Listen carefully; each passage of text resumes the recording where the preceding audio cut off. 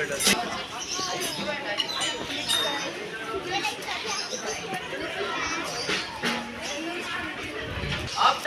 general salute, one beat, about her. He will give caution a slow march. Everyone start your left leg first. Here only will go, ma. Hello. Here only middle you will go. If you are not flowing, float, keep side and walk. Understand?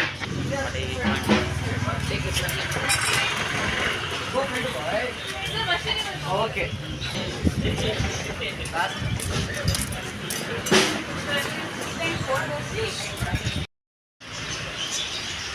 Instruments up, be ready.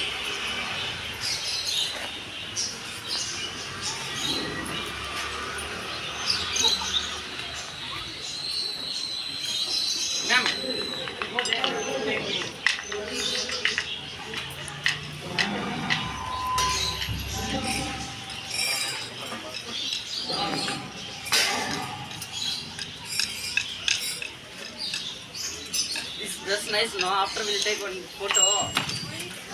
Everyone. Welcome to the street side Kadmala School. My pleasure to welcome you here as a chief guest. General salute, salute!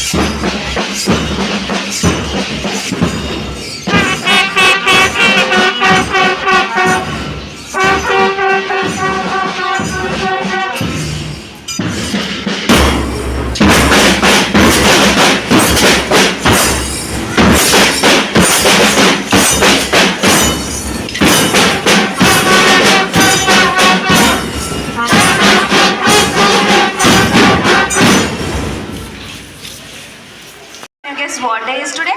Yes, this is 25th anniversary of Kargil Vijay Divas. Our soldiers, the keeper of our nation, keeping their life at their palm for the sake of motherland, is peculiar to none other than the brave soldiers of our army. And we all are grateful to our Indian army out their duties. On the very special occasion of Kargil Vijay Divas, we would say that you are special, your love for nation, struggle, braveness and heroism can never be matched by others. Senior Ticket Examiner, we are honored to have you here, sir. Thank you, sir. Honorable Chief Guest, Mr. Mohan C. sir and Mr. Rajdeep Meel, sir. Co-Chairman, Mr. Anand Singh, sir. Co-Chairman, Mrs. Bhavani, ma'am. Principal, Mrs. Hemavati, ma'am. Vice Principal, respected teachers, non-teaching staff, and our beloved fellow mates. I extend my warm welcome to you all. ವೀರ ಸಮರಕಾರಿದೆ ಎದ್ದು ನಿಲ್ಲು ವೀರ ದೇಶ ಕರೆದಿದೆ ಪಡೆಯ ಕಟ್ಟು ಧೀರ ಸಮರಕಾರಿದೆ ರಣಕಹಳೆಯ ಹೂಂಕಾರದ ಸದ್ದು ಮೊರೆ. Good morning to one and all gathered here. Today is a significant day which marks a moment with the remembrance of the victory of Indians in the and hard work of all the soldiers for their contribution in Kargil war. It is a big honor for me to stand before you on this historic day and pay tribute to those who have made our country what it is today. It is with a great pleasure and excitement that I welcome you all to this occasion.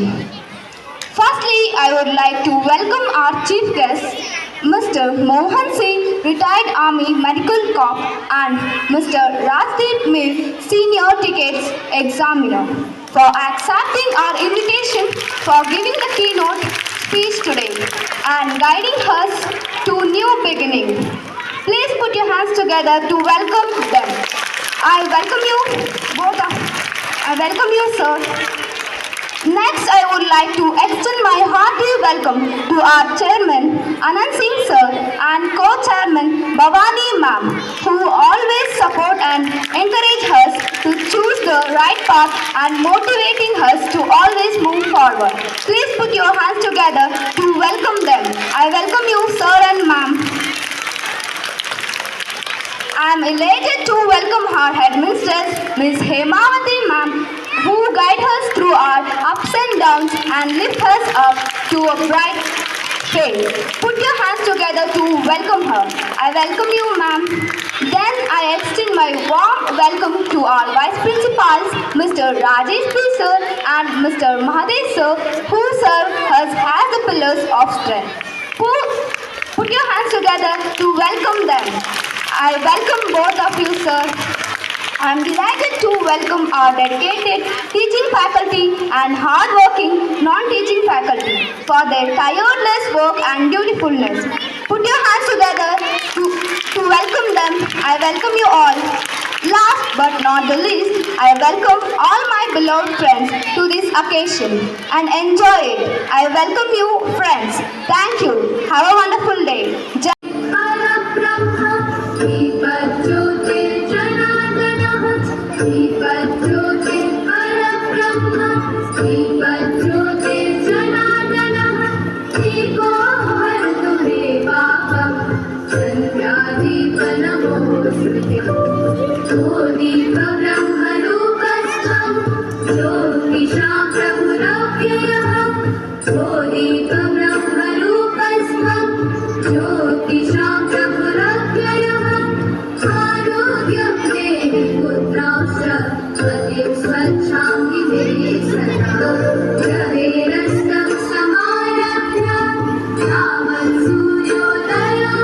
ಅವರ ಹಕ್ಕುಗಳು ಮತ್ತು ಶ್ರಮವನ್ನು ನಾವು ನೆನಪಿಸಿಕೊಳ್ಳೋಣ.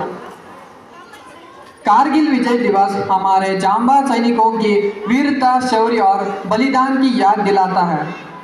मातृभूमि के अमर शहीदों के शत शत नमन. The Kargil War is also known as the Kargil conflict. It was fought between India and Pakistan from May to July 1999 in the Kargil district of Jammu and Kashmir and elsewhere along the line of control (LOC). In India, the conflict is also referred to as Operation Vijay.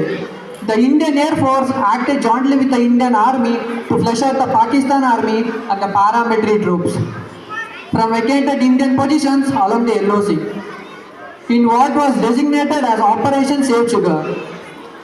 Pakistani army losses have been difficult to determine. Pakistan confirmed that 453 soldiers were killed. According to numbers stated by Nawaz Sharif, there were over 4,000 fatalities.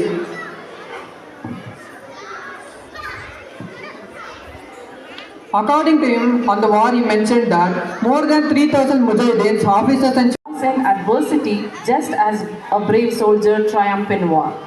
Every morning brings new opportunity, seize it and make the most of the day. The freedom and the liberty we enjoy just because of the brave men and women of military who dedicated their lives to protect the nation. They sacrificed their life just so we can live freely in prosperous society. A very auspicious morning to all. A very warm welcome to our honorable chief guest Mohan C. sir. He has always been dedicated and passionate about his work. Mohan sir was born to Sulochanamma and late Chennaya, who is an ex-master of personal management. Mohan sir was born on 5th July 1973 in a small village, Malavagoppa, near Shimoga. Mohan sir started his schooling in Government Middle School in Malavagoppa. Education is not the filing of a pile, but the lighting of fire. He has then joined DVS High School in Shimoga. He did not stop his journey of doing excellence in the field of education. Further, he joined Sahyadri Science College in Shimoga. After his education on June 23, 1993, he joined Army and started rally at BRO Mangalore. To be a soldier, one needs the special gene, that extra something that enables a person to jump into one-on-one combat. Something, after all, that is unimaginable to most of us as we are simply not brave enough. He started his service in a basic training Army Medical Corps in Lucknow from the year 1993 to 1995. His service in 1st Unit in 301 Force Development Ambulance in the year 1995 to 1998. 308 Force Development Ambulance in 1998 to 2000. Then in Armed Forces Medical College, Pune in 2000 to 2004. After all this, while posting in 308 Development Ambulance Unit deployed in DRASS sector of Kargil in district of Jammu and Kashmir in the year 1998 June to 2000 October. Regardless his age, he has been actively participated in casualty evacuation of both battle casualty as well as climate affected patients. A soldier is not just a person, they are a mom, dad, son, daughter, or a loved one who willingly and selflessly sacrifices their own comfort and safety for us. For our tomorrow, they gave their today. The Kargil War, also known as the Kargil conflict, was fought between India and Pakistan from May to July 1999 in the Kargil district of Jammu and Kashmir. And 1,363 were wounded soldiers and 527 were killed. During this operation, the soldiers were shifted safely from Medical Armed Forces Development Post to Advanced Dressing Station. The bravest are surely those who have the clearest vision of what is before them, glory and the dangerous alike.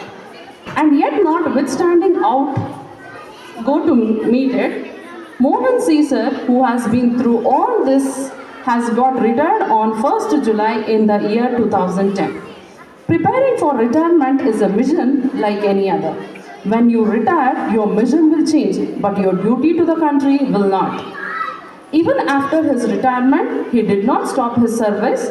Presently, he is Deputy Chief Ticket Inspector Squad, Arsikere, South Western Railway, Mysore Division.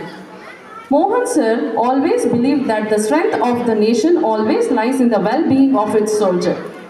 A soldier does not fight because he hates what is in front of him, but because he loves what is behind him. Saluting the bravery of Indian soldier, Jai Jawan, Jai Hind. Thank you.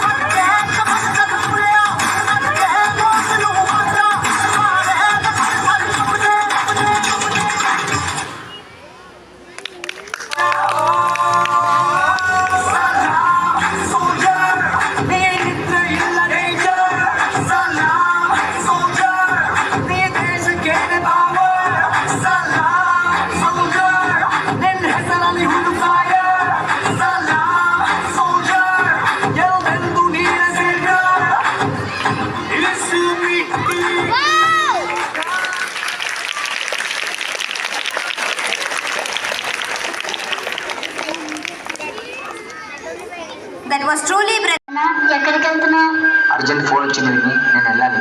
నిన్నే కదా వచ్చావు, అప్పుడే వెళ్తున్నావా? అవును, చాలా urgent, వెళ్ళాలి. Phone ఎప్పుడు ఇలాగే చేస్తావు? మా ఫ్రెండ్ వాళ్ళ నాన్న పొద్దున్నకి వెళ్ళి ఈవినింగ్ వచ్చేస్తారు, నువ్వు నాతో ఉండవు. ఇప్పుడు మీ ఫ్రెండ్ వాళ్ళ నాన్న ఉన్నారుగా, అతను పొద్దున ఆఫీస్కి వెళ్ళి ఈవినింగ్ మరి క్షేమంగా రావాలంటే నేను అక్కడ 24 hours వర్క్ చేయాలమ్మా. జల్దీ వస్తాగా, ప్రామిస్?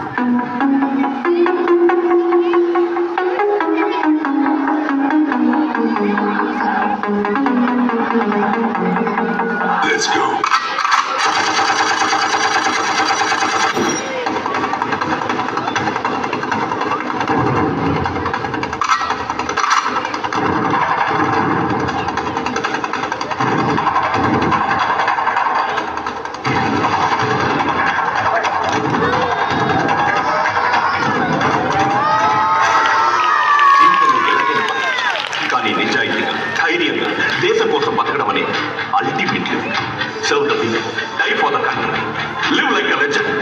మేరా భారత్ మహాన్ మహాన్.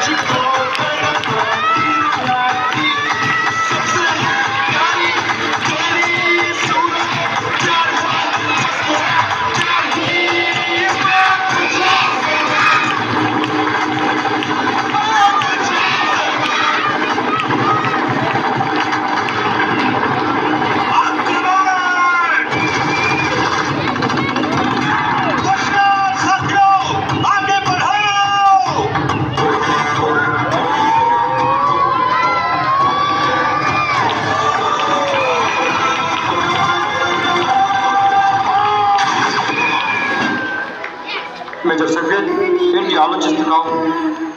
ఏం లేదు మేజర్, మా అబ్బాయి గుర్తొస్తున్నాడు. ఇప్పుడు ఏం చేస్తున్నాడో ఏమో.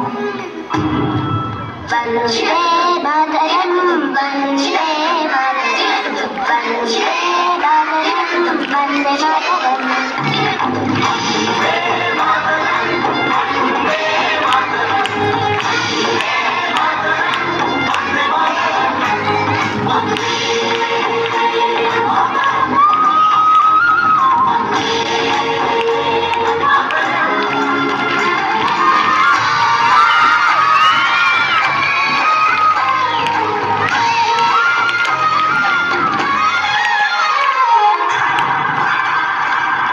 మేజర్ సంకేత్, ఇప్పుడు మీరు చేయబోయే మిషన్ చాలా ప్రమాదకరమైనది. మీకేం భయం లేదా? నాది ఒకటే కోరిక సార్, చావు నా ఎదురుగా ఉన్నప్పుడు నా కళలో పేరుకుండకూడదు. నా మూతి మీద చిరునవ్వు ఉండాలి, నా చేయి నా మీసం మీద ఉండాలి సార్.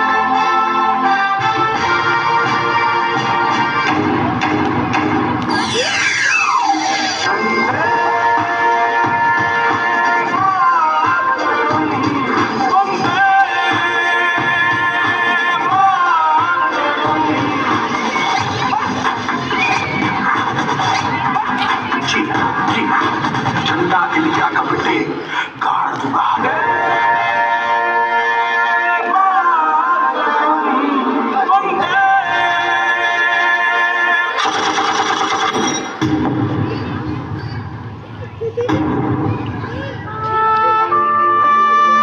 జల్దీ వస్తాగా, ప్రామిస్? నేను వెయిట్ చేస్తూ ఉంటా, జల్దీ రావాలి.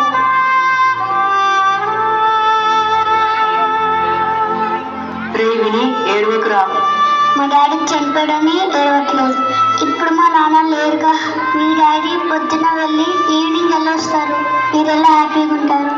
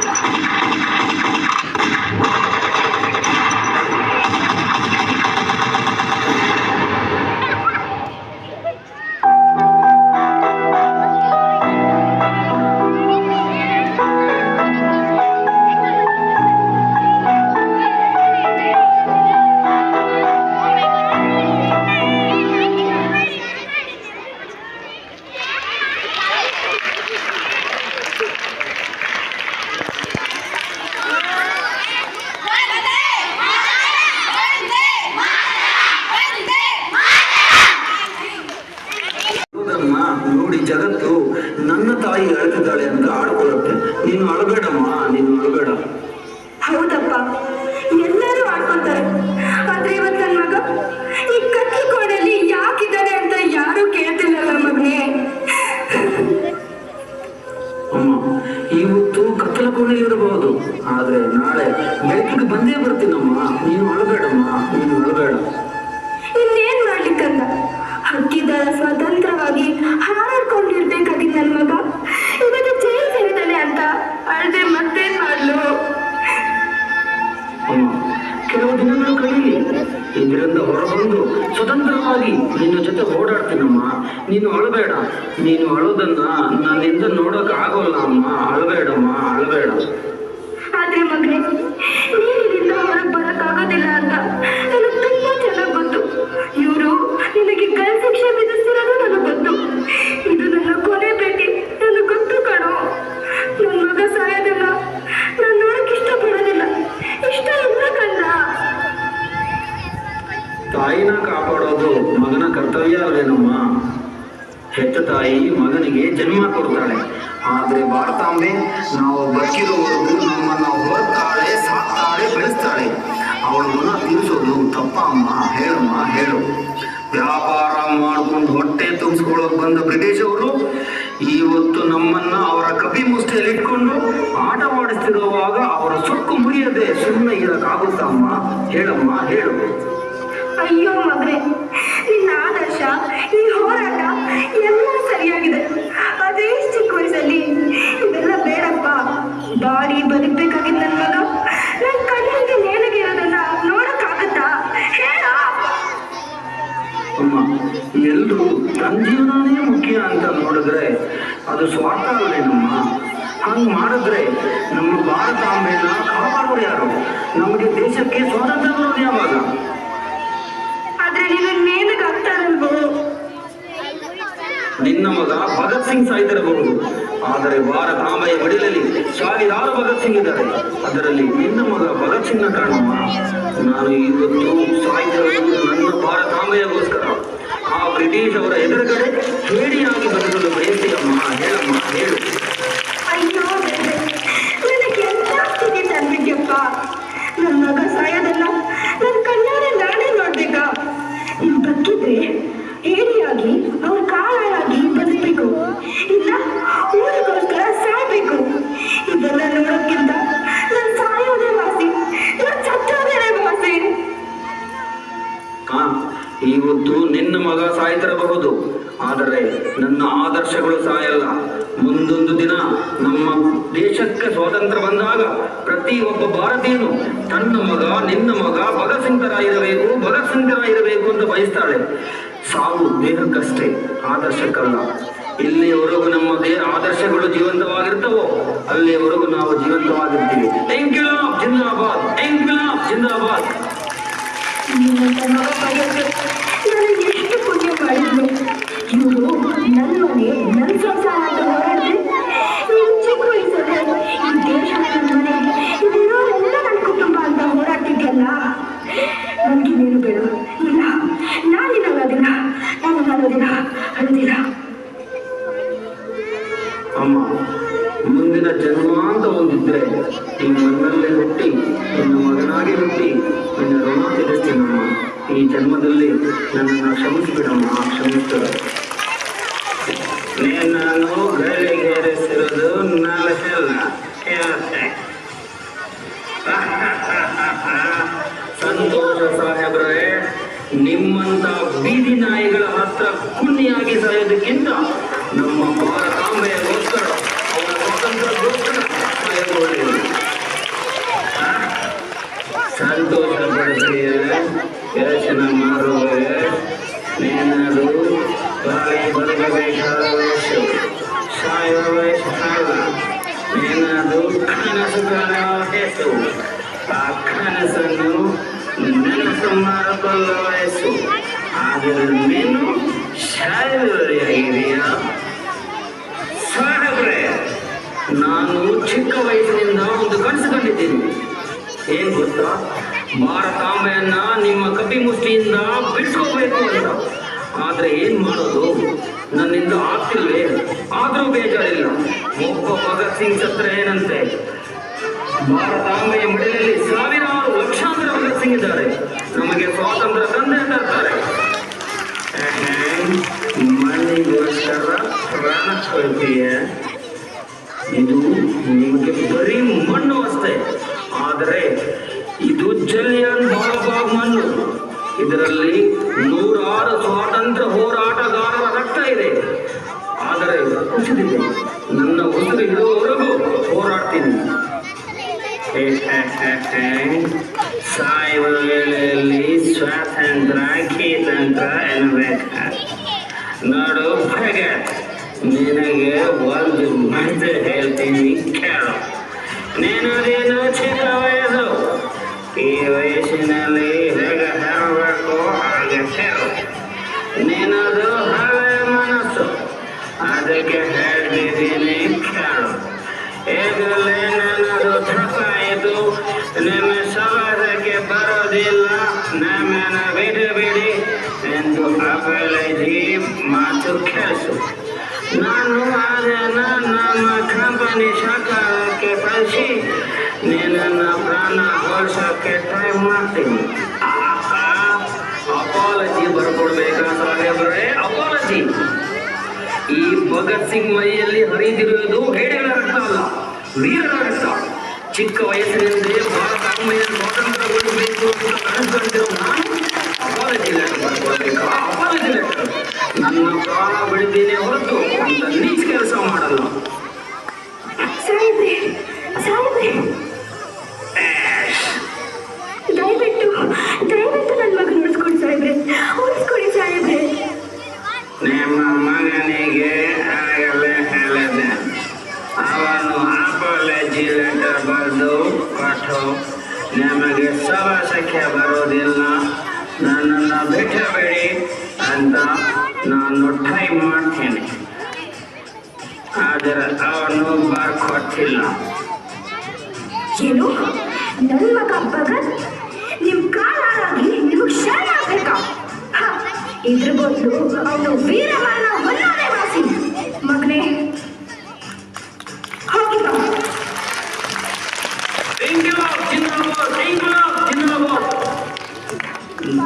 ನಿನ್ನ ಕೊನೆ ಆಸೆ ಏನಾದರೂ ಇದ್ರೆ ಹರವತ್ತು. ಸಾಹೇಬ್ರೆ, ನನ್ನ ಆಸೆ ತೀರಿಸೋ ಯೋಗ್ಯತೆ ಆಗಲಿ ತಾಕತ್ತಾಗಲಿ ನಿಮಗೆ ನಿಮ್ಮ ಬ್ರಿಟಿಷ್ ಅವರಿಗಿಲ್ಲ. ಇಂಕ್ವಿಲಾಬ್ ಜಿಂದಾಬಾದ್, ಇಂಕ್ವಿಲಾಬ್ ಜಿಂದಾಬಾದ್.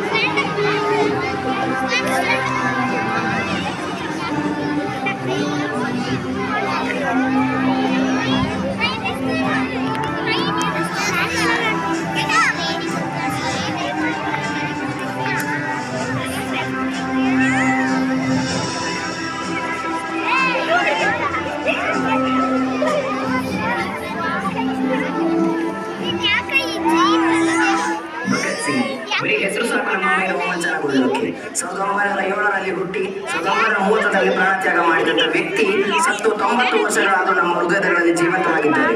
ಸಾಯ್ಬೇಕಾದ್ರೆ ನೇಣು ಹಗ್ಗಕ್ಕೆ ಮುತ್ತಿಟ್ಟಿರೋ ವ್ಯಕ್ತಿ ಇದ್ರೆ ಅದು ಭಗತ್ ಸಿಂಗ್ ಮಾತ್ರ. ಸಾಯ್ಬೇಕಾದ್ರೆ ಮೀಸೆ ಆಕಾಶ ನೋಡ್ತಾ ಇತ್ತು, ಮುಖದಲ್ಲಿ ಮುಗುಳ್ನಗೆ ಇತ್ತು, ಕಣ್ಣಲ್ಲಿ ಕಾಂತಿ ಎದ್ದು ಕಾಣ್ತಾ ಇತ್ತು.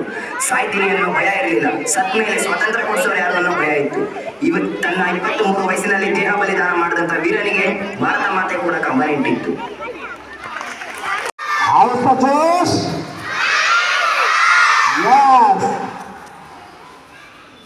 ನಮ್ಮ ಈ ಶಾಲೆಯ ಆಡಳಿತ ಮಂಡಳಿಯ ಎಲ್ಲರಿಗೂ, ಶಿಕ್ಷಕ ವೃಂದದವರಿಗೂ, ಬೋಧಕೇತರ ವೃಂದದವರಿಗೂ ಹಾಗೂ ಈ ಶಾಲೆಗೆ ತಮ್ಮ ಮಕ್ಕಳನ್ನು ಸೇರಿಸಿ ದೇಶಭಕ್ತಿಯ ಬೀಜವನ್ನು ಮೂಡಿಸಲು ಕಳಿಸಿರುವಂತಹ ಪೋಷಕರಿಗೆ ಹಾಗೂ ಮತ್ತು ಬಹಳ ಕಾತುರತೆಯಿಂದ ಕಾದುತ್ತಿರುವ ನಮ್ಮ ದೇಶದ ಮುಂದಿನ ಭವಿಷ್ಯ ಗೊತ್ತಿರುವಂಥ ನಮ್ಮ ಸೈನಿಕರು ಎಲ್ಲರಿಗೂ 25ನೇ ವರ್ಷದ ಕಾರ್ಗಿಲ್ ಯುದ್ಧದ ಗೆಲುವಿನ ಸಮಾರಂಭ ಆಚರಿಸಿಕೊಳ್ಳಲು ನಾವು ಗೊತ್ತಿರುವಂಥ ಈ ಮೂಲಕ ನಿಮಗೆಲ್ಲರೂ ನನ್ನ ಶುಭಾಶಯಗಳನ್ನು ಕೋರುತ್ತೇನೆ.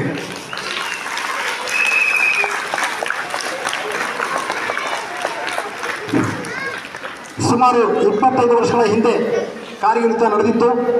ಸೊ ಮೇ ಬಿ ಟೀಚರ್ಸು ಮತ್ತು ಕೆಲವು ಪೇರೆಂಟ್ಸ್ ಮಾತ್ರ ಗೊತ್ತು, ಮಕ್ಕಳಿಗೆ ಏನೂ ಗೊತ್ತಿಲ್ಲ.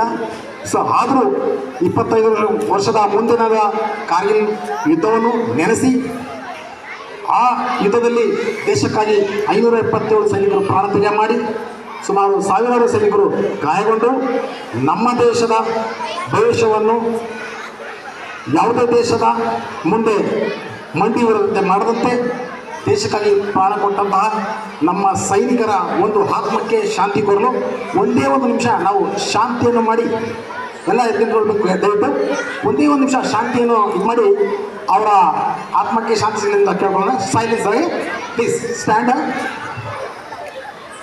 Just one minute pin drop silence ಜೊತೆ ಈಗ ಯಾರು ಸೈನ್ಯದಲ್ಲಿ ಸೇವೆ ಸಲ್ಲಿಸುತ್ತಿದ್ದಾರೆ ಅವರಿಗೂ ಮತ್ತು ದೇಶಕ್ಕೋಸ್ಕರ ಪ್ರಾಣತ್ಯಾಗ ಮಾಡಿ ವೀರ ಹುತಾತ್ಮರಾದ ನಮ್ಮ ಸೈನಿಕರಿಗೆ ಗೌರವ ಸಲ್ಲಿಸೋಣ. ಅಟೆನ್ಷನ್ ಆಗಿ ಜಸ್ಟ್ 1 ನಿಮಿಷ please. Silence. Whole school class attention.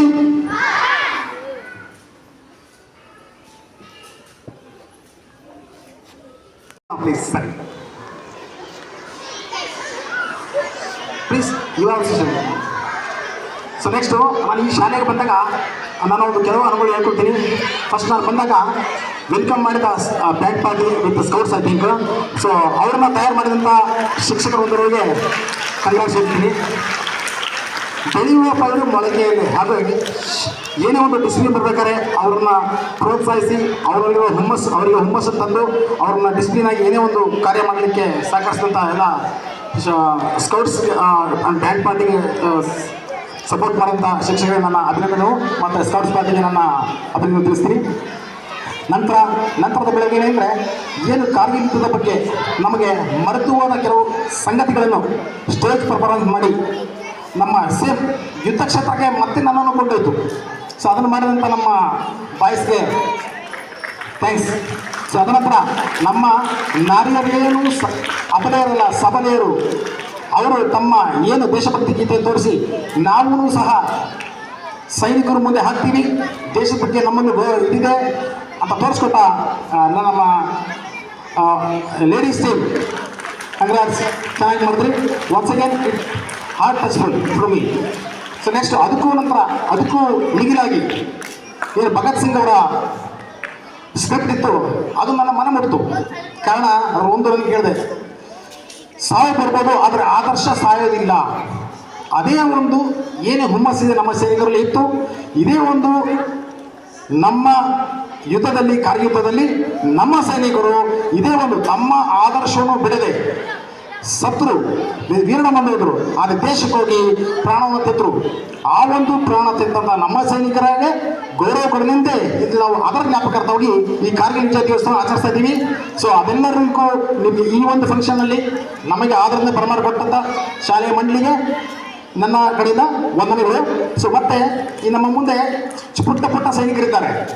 ಅವರು ಏನು ನಾನು 40-45 ವರ್ಷ ಹಿಂದ್ಗಡೆ ಇದೇ ಥರ ಸಣ್ಣ ಶಾಲೆಯಲ್ಲಿ 15th ಆಗಸ್ಟ್ ಆ್ಯಂಡ್ 26 ಜನವರಿಗೆ ಪ್ರೋಗ್ರಾಮ್ ಮಾಡ್ಬೇಕಾದ್ರೆ ನಾನು ಮುಂದಿದ್ದೆ, ಅಲ್ಲಿ ಗಣ್ಯರನ್ನ ಕರೆದು ಗೌರವ ಸೂಚಿಸಲಾಗ್ತಿತ್ತು. ಅವಾಗ ನಾನು ಎಲ್ಲೋ ಒಂಥರ ಸಣ್ಣಕ್ಕೆಲ್ಲ ಕೂತ್ಕೊಂಡಿದ್ದೆ. ನಾವು ಈ ಥರ ಒಂದು ಏನಾದ್ರು ಒಂದು ಒಳ್ಳೆ ಕೆಲಸ ಮಾಡಿದ್ರೆ ಮುಂದೆ ನಮಗೂ ಒಂದು ಗೌರವ ಸಿಗ್ಬೋದು ಅಂತ ಕಣ್ಣಲ್ಲಿ ಆಸೆ ಇತ್ತು. ಸೊ ಅದಕ್ಕೆ ಆಪರ್ಚುನಿಟೀಸ್, ನನಗೆ ಆರ್ಮಿ ಸೇರುವ ಒಂದು ಚಾನ್ಸ್ ಸಿಕ್ತು. ತದನಂತರ ಅದು ಮುಗಿದು ಬಂದ ನಂತರ ರೈಲ್ವೆಯಲ್ಲೂ ಸಹ ಚಾನ್ಸ್ ಸಿಕ್ತು. ಸೊ ಇದು ಒಂದು ರೀತಿ ದೇಶಕ್ಕೆ ಕೊಡುವ ಸೇವೆ ಅಂತ ನನ್ನ ಅನುಭವ.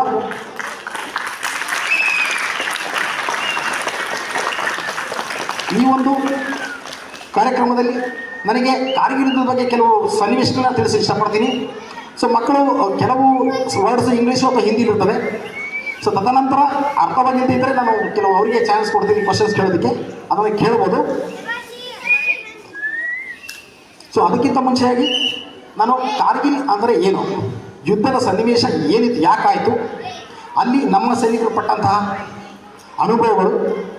ಸೊ ಇದನ್ನು ಸ್ವಲ್ಪ ಸಿಂಪಲಾಗಿ ವಿವರಣೆ ಮಾಡ್ತಿರ್ತಾರೆ, ಮಕ್ಕಳಿಗೆ ಅಷ್ಟು ಡೀಪ್ಲಿ ಅರ್ಥ ಮಾಡೋದು ಹೋಗಿಲ್ಲ ಈಗ. ಬಟ್ ಒಂದಂತೂ ನಿಜ, ಈ ಒಂದು ನಮ್ಮ ಏನು ಶಾಲೆಯ ವಿದ್ಯಾರ್ಥಿಗಳು, ಅದರಲ್ಲೂ ಸ್ಪೆಷಲಿ ನನಗೆ ತಿಳಿದಂಗೆ ಒಂದು 100 ಜನ ಆದರೂ ಸೈನಿಕರಾಗಿ ಇದಕ್ಕೆ ಸೇರ್ತಾರೆ ಅಂತ ನನಗೆ ಕಾಣಿಸ್ತಾ ಇದೆ ಕಣ್ಣಲ್ಲೇ. ಅದು ಸ್ಪೆಷಲಿ ಏನು ಯೂನಿಫಾರ್ಮ್ ಇರ್ತಾರೆ ಅದು ನೋಡಿದ್ರೆ ನಮ್ಮ ಬೆಟಾಲಿಯನ್ನಲ್ಲಿ ನಮ್ಮ CO ನಮಗೆ ಸೈನಿಕ ದರ್ಬಾರ್ ತಗೋಬೇಕಾದ್ರೆ ನಾವು ಅದೇ ಕಾತರತೆ ನೋಡ್ತಾ ಇದ್ವಿ. So how's the josh young soldiers, are you want to become a soldier of Indian army? Good. ಜೋಶ್ ಏನೋ ಜೋರಾಗಿದೆ ಮಕ್ಕಳ. ಸೇರ್ಬೇಕಾದ್ರೆ ಚೆನ್ನಾಗಿ ಓದಲೇಬೇಕು. Okay okay right. ಸೊ ನಿಮಗೆ ಯಾವ ರೀತಿ ಕೊಡೋಣ, ಯಾರು ಇದ್ರಲ್ಲಿ ಆಫೀಸರ್ ಆಗಿ ಇಷ್ಟಪಡ್ತೀರಾ? ಓಕೆ ರೈಟ್, ಎಲ್ಲರೂ ಆಗ್ತಾರಪ್ಪ. Good good good. ಅದಕ್ಕೆ ಏನ್ ಬೇಕು? ಸೈನಿಕರಿಗೆ ಏನ್ ಬೇಕು? ಡಿಸಿಪ್ಲಿನ್ ಬೇಕು. ವಾಟ್? ಅದನ್ನ ಇವತ್ತು ನಿಮ್ಗೆ ಯಾರು ಹೇಳ್ಕೊಡಿಸ್ತಿದ್ದಾರೆ? Teachers. That's why they are the backbone of your dream. Do you believe in it? Yes. For that you have to do hard work. Yes. Hard work ಮಾಡ್ತೀರ ತಾನೆ? Yes. ಜೊತೆಲಿ physical fitness also required. ಅದಕ್ಕೆ PT master ಏನ್ ಹೇಳ್ಕೊಡ್ತಾರೆ? Exercise, drill, ಅದನ್ನ ಚೆನ್ನಾಗಿ ಮಾಡಬೇಕು. Okay right. Next, if you want to become a strong, what you need? Food. Who is providing it? Parents. Okay. ಅಪ್ಪ ಅಮ್ಮ ಕೊಡೋ ಊಟ ತಿನ್ಬೇಕು, ಜಾಸ್ತಿ ಜಂಕ್ ಫುಡ್ ಮೇಲೆ ಡಿಪೆಂಡ್ ಆಗಂಗಿಲ್ಲ. Okay right. ಹೆಲ್ತಿ ಫುಡ್ ತಿನ್ಬೇಕು, good exercise, good study and dream ಇಂದ ಹೊರಡ್ಬೇಕು. ಸಕ್ಸಸ್ಫುಲ್ ಆಟೋಮೆಟಿಕ್ ನಿಮ್ಮ ಹಿಂದೆ ಹೊರ ಬರುತ್ತೆ. ಓಕೆ ಅರ್ಥ ಆಯ್ತಾ? ಸೊ ಓಕೆ, ಈಗ ಕಾರ್ಗಿಲ್ ಯುದ್ಧದ ಬಗ್ಗೆ ತಿಳ್ಕೊಳ್ಳೋಕೆ ಇಂಟ್ರೆಸ್ಟ್ ಇದೆಯಾ? ಯಾಕೆ ಆಯ್ತು ಅಂತ ಹೇಳ್ತೀನಿ. ಸಿಂಪಲ್. ಇಂಡಿಯಾ ಮತ್ತು ಪಾಕಿಸ್ತಾನ ದೇಶ ಅಕ್ಕಪಕ್ಕದಲ್ಲೇ ಇದೆ. ನಮ್ಮ ದೇಶ ನಮ್ಮದು, ಅವ್ರ ದೇಶ ಅವ್ರದ್ದು. ಅವರು ಅವ್ರ ಪಾರ್ಟಿ ಕುತ್ಕೋಬೇಕು, ನಾವು ನಮ್ಮ ಪಾರ್ಟಿ ಕುತ್ಕೋಬೇಕು. ಅದು ಬಿಟ್ಟು ಪಕ್ಕದಲ್ಲಿ ನಮಗೆ ಕೆಳಗಕ್ಕೆ ಬಂದರು. ಸುಮ್ಮನೆ ಕುತ್ಕೊಂಡ್ರೆ ಕೆಳಗಕ್ಕೆ ಬಂದರೆ ನೀವೇನು ಮಾಡ್ತೀರಾ? ಹೊಡಿತೀರಾ. ಎಸ್, ಇದೇ ನಡೆದದ್ದು ಕಾರ್ಗಿಲ್ ವಾರಲ್ಲಿ. ಆದರೆ ಹೊಡೆಯಕ್ಕಿಂತ ಮುಂಚೆ ಅವರು ನಮಗೆ ಷಡ್ಯಂತ್ರ ಮಾಡಿದ್ರು. ಕಾರ್ಗಿಲ್ ಅಂದರೆ ನಮ್ಮ ದೇಶದ ಉತ್ತರ ಭಾಗದಲ್ಲಿ ಹಿಮಾಲಯ ಪರ್ವತದ ಹತ್ರ ಇರುವಂಥ ಜಿಲ್ಲೆ. ಅಲ್ಲಿ ನಮ್ಮ ಸೈನಿಕರು ನಿಮ್ಮೆಲ್ಲರ ರಕ್ಷಣೆಗಾಗಿ ಯಾವಾಗಲೂ ಬಾರ್ಡರ್ ಮೇಲೆ ಕಾಯ್ತಾ ಇರ್ತೀವಿ. ಕೆಲವು ಕಡೆ ನಮ್ಮ ಪೋಸ್ಟ್ ಇರುತ್ತೆ, ಕೆಲವು ಕಡೆ ಅವ್ರ ಪೋಸ್ಟ್ ಇರುತ್ತೆ. Just like A boundary. ಅಲ್ಲಿ ಯಾವುದು ಕಂಬ ಅಥವಾ ಬೇಲಿ ಹಾಕಿಲ್ಲ. Just simple. ಗುಡ್ಡದ ಪಕ್ಕ ಅವರು, ಈ ಗುಡ್ಡದ ಪಕ್ಕ ನಾವು. ಅಂಡರ್ಸ್ಟ್ಯಾಂಡ್? ಬಾರ್ಡರ್ ಅಂದ್ರೆ ಏನು? ಅವ್ರ ಜಾಗ ಮತ್ತು ನಮ್ಮ ಜಾಗದ ಮಧ್ಯೆ ಇರುವಂಥ ಪ್ಲೇಸ್. ಓಕೆ. 1998ರಲ್ಲಿ ಸೌಂಡ್ ಕೇಳಿಸ್ತಿದ್ದೀರಾ? ತಿಳಿಸಿದೆ. 1998ರಲ್ಲಿ ನಮ್ಮ ಸೈನಿಕರು ಮತ್ತು ಅವರ ಸೈನಿಕರು ಚಳಿಗಾಲದಲ್ಲಿ ಅಕ್ಟೋಬರ್ಗೆ ಅಲ್ಲಿವರೆಗೆ ಕೂತ್ಕೊಳ್ಳೋದಂಥ ಒಂದು ಸಂಧಿ ಇರ್ತದೆ, ಅಗ್ರಿಮೆಂಟ್. ತದನಂತರ ಅಲ್ಲಿ ಹಿಮ ಬಿದ್ದ ನಂತರ -60ವರೆಗೆ ಟೆಂಪರೇಚರ್ ಬರ್ತದೆ. Do you believe -60? ಫ್ರಿಜ್ ಒಳಗಡೆ ಕೂತ್ಕೊಂಡ್ರೆ -10. ಅದಕ್ಕಿಂತ ಲೆಸ್ ಟೆಂಪರೇಚರ್.